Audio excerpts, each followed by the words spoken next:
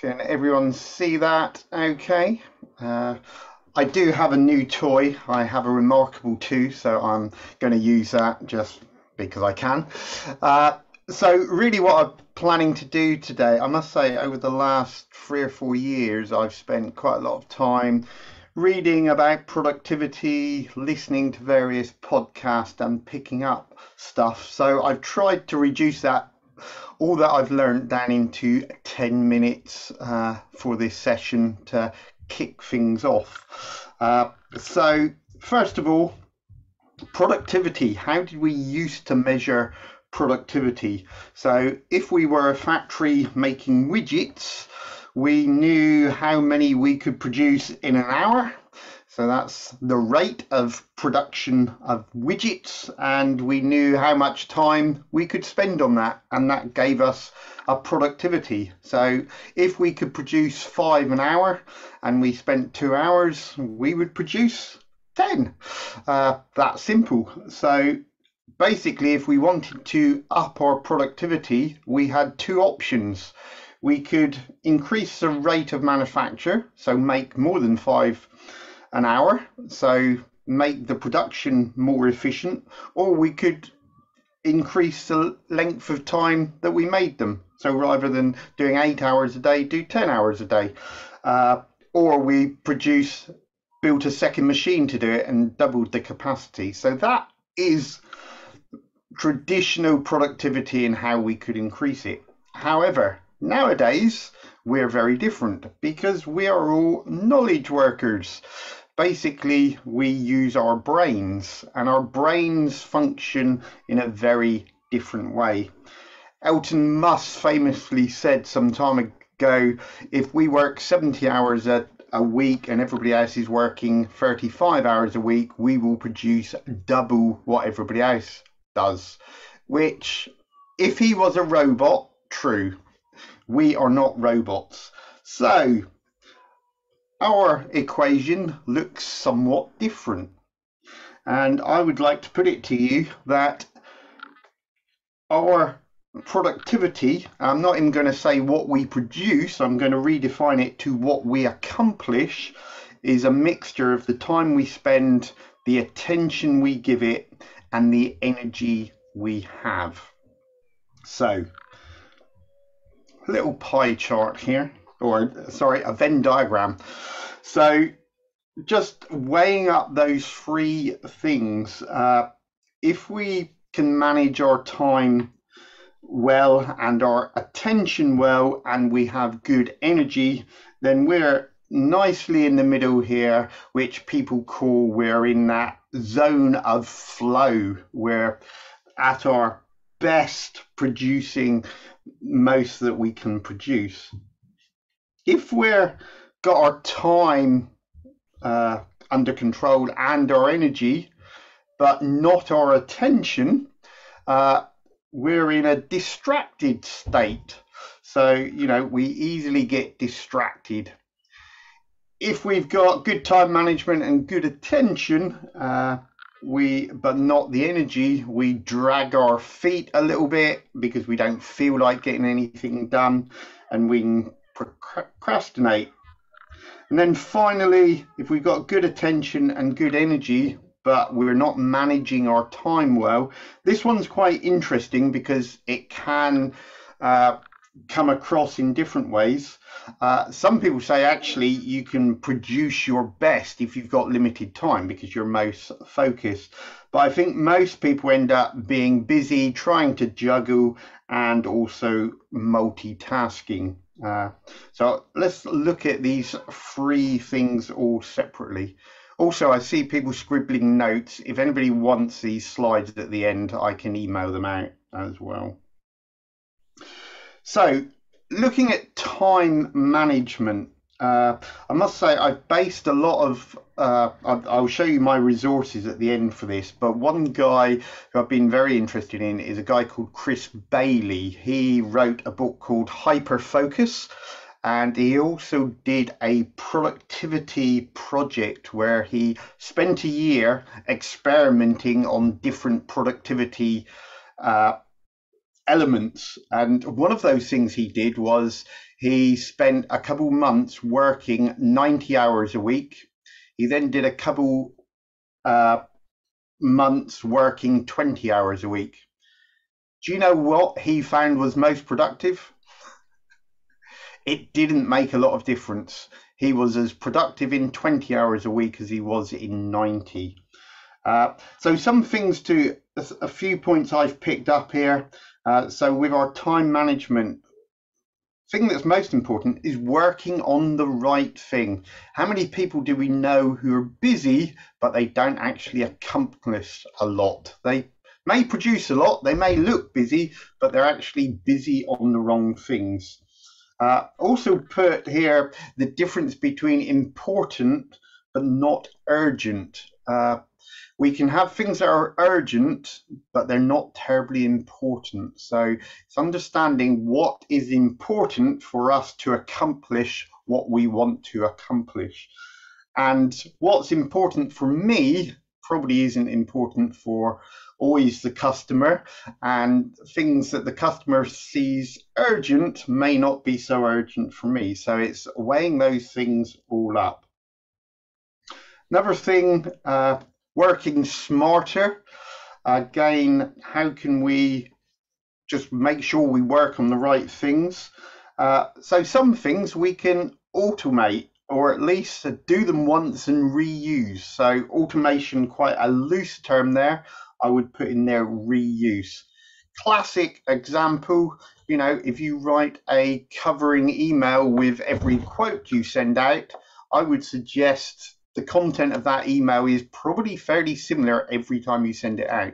So spend a bit of time, produce a template that you can reuse, so you're not rewording everything every time.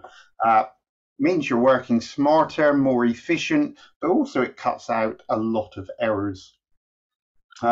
We can delegate things, and also we can eliminate some things. Some things we do are not that important and may not be essential to what we need to be doing. Number 3, forming good habits. Again, another book I would recommend is a book called Atomic Habits from James Clear. Quite interesting how much of what we do are habits, and habits are actually easy. If you get into a habit of doing something, you pretty much do it automatically. And what advice about habits is concerned, if you actually add something to an existing habit, it makes it a lot easier to form that habit. So a good example, if you always get up in the morning and make yourself a cup of coffee, whilst you're doing that, if you want to plan your day, sit down with your coffee and plan your day. You're adding to an existing habit and makes it a lot easier. And then the third thing on there, I'm putting in taking breaks, limiting how long we work for, because if we overwork and work too long, our productivity falls off the cliff, because our energy and attention drop off.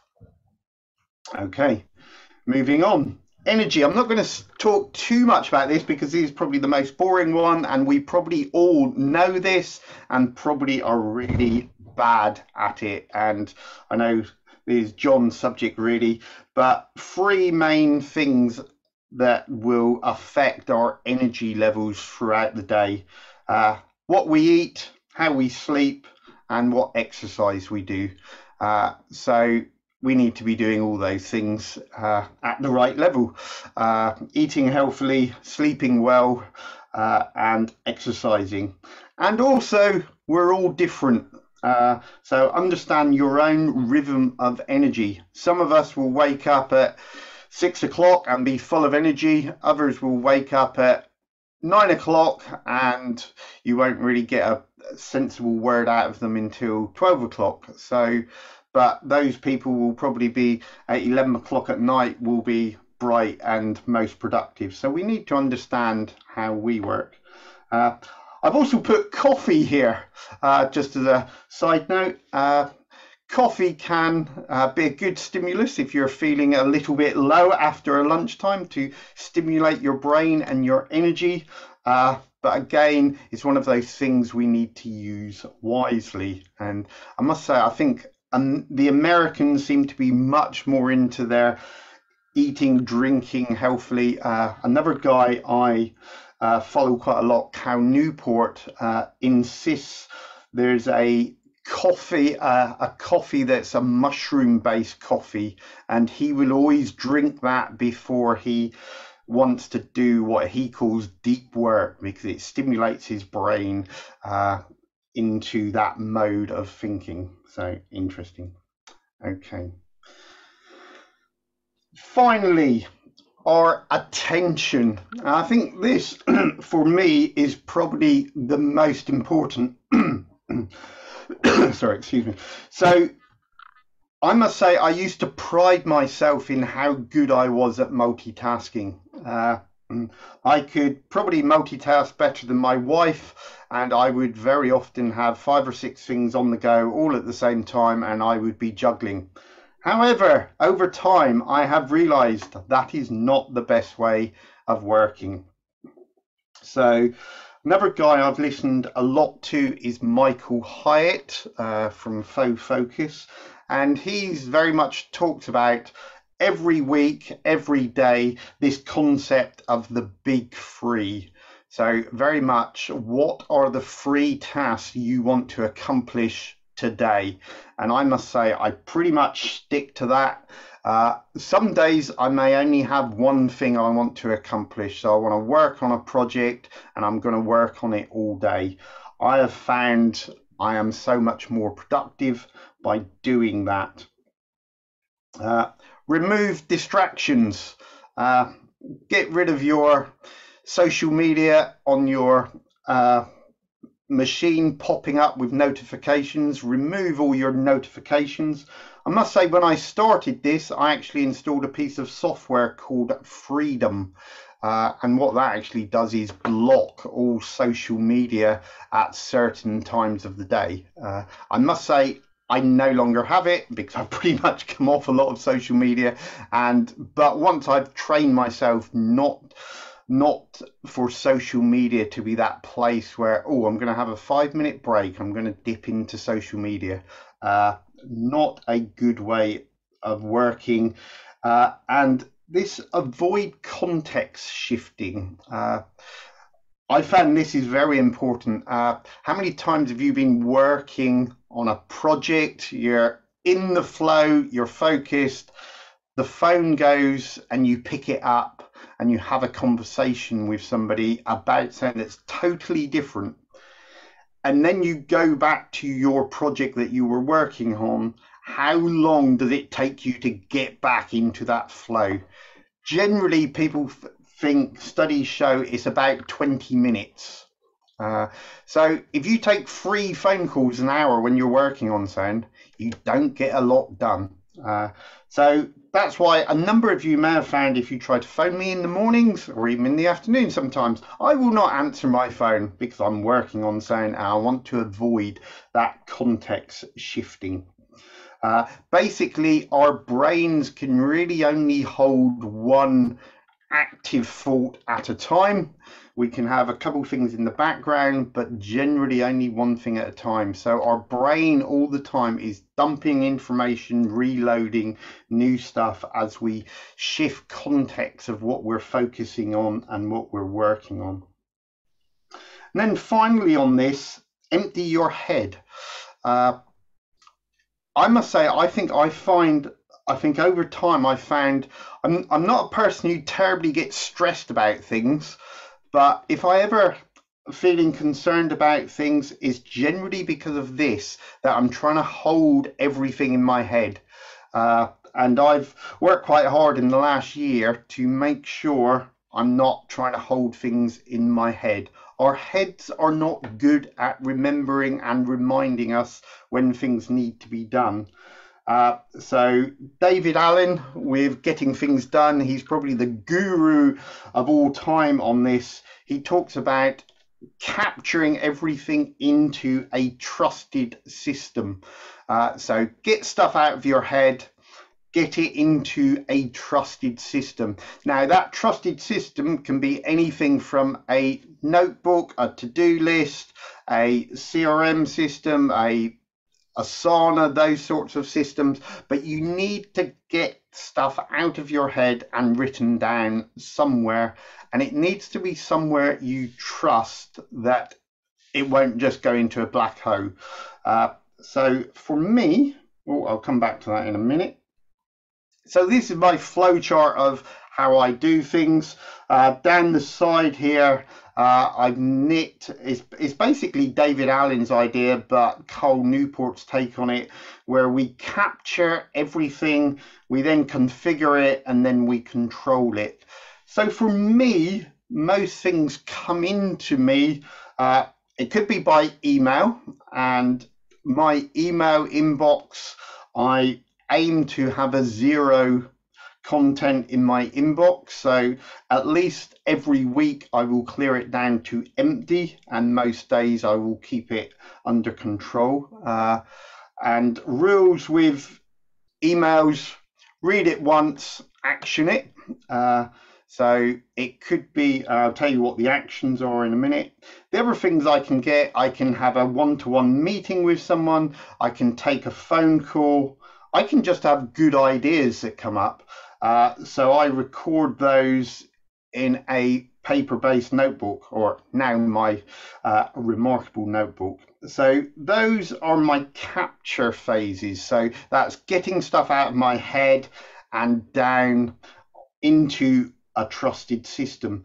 Then you need to actually process this stuff, because at the moment you've only captured it, it's out of your head, which helps, but you actually need to do something with it. So I use what people call the 2-minute rule. So if I have an email and I can deal with it in 2 minutes, let's just deal with it and respond to it. So it may be a very quick thing somebody's asking you to do, you can do it in 2 minutes. There's no point scheduling it, you may as well just do it. So just do it. You can just delegate it, or generally there are other things that they're going to take longer, so you need to schedule them in for the future. So I actually use our bespoke CRM engine.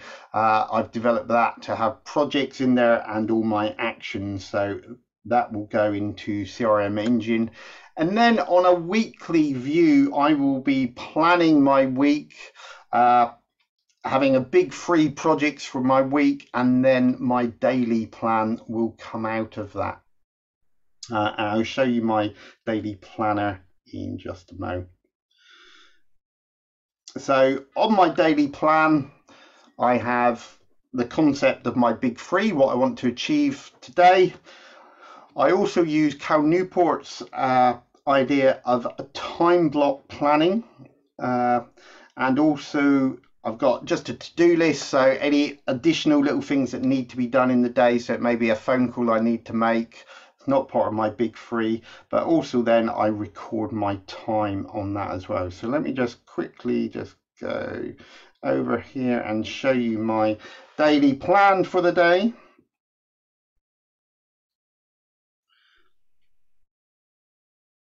So I'm just going to go in here. So here is my daily planner for today. So here is my big 3. So I'm doing Thrive Spark, and then I'm working on a project for Motorfest, and then I'm doing some work later on another project, ISA. I also know I need to write up one of my Go Digital things, so that's in there, so that needs to be done. Over here on the right hand side, I've got my, over here, I've got my time block planner. So for every hour of the day, I'm blocking out my time. So so between 8:30 and 11 when I get in the office, it'll be Spark, and then when I get in, I'll be working on Motorfest, and then I've got a meeting with Jamie this afternoon, and then I've got to go and pick my son up for his saxophone practice, which I haven't put in there, so I'll write that in, because I've just remembered that. So again, get it out of my head. Let's put that in. So that is my daily planner and what I use, and then I can record my time. So any time that needs to be charged, I can write straight down here as I go along my day. Anything I think of that needs to be done, so you know, phone, ABC, I can just put in, and then when I've done it, I can just tick them. So always in front of me, and that is very much what I work from every moment of my day. Right, let me just go back to where we were.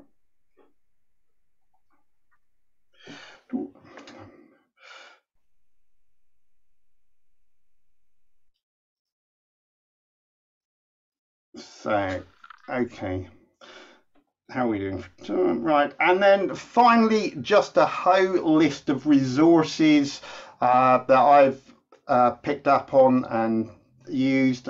So Michael Hyatt, Faux Focus, and his Faux Focus planner that I used for a while. Chris Bailey, his book Hyperfocus and the Productivity Project. Cal Newport, I must say, very good podcast he has, and he's written the book Deep Work, Digital Minimalist. Also, he's written World Without Email, which is very interesting. David Allen's Getting Things Done, and James Clear, Atomic Habits, which I mentioned. Also, just a final mention for Greg McClellan. A book he wrote at the beginning of lockdown was Essentialism, which is all about doing the right thing. And he wrote this book, Essentialism, Doing Things That Are Essential. He then came up with a second book called Effortless, because he said he got to the stage where he was only doing essential stuff, but he still didn't have enough time in the day, and he was still overwhelmed. So he is then starting to look at how can I do those things better and with less effort. So again, a really good read. And that is me. So any questions? If you want a copy of my slides, just drop me an email and I'll ping them over. Or I can put them in the chat.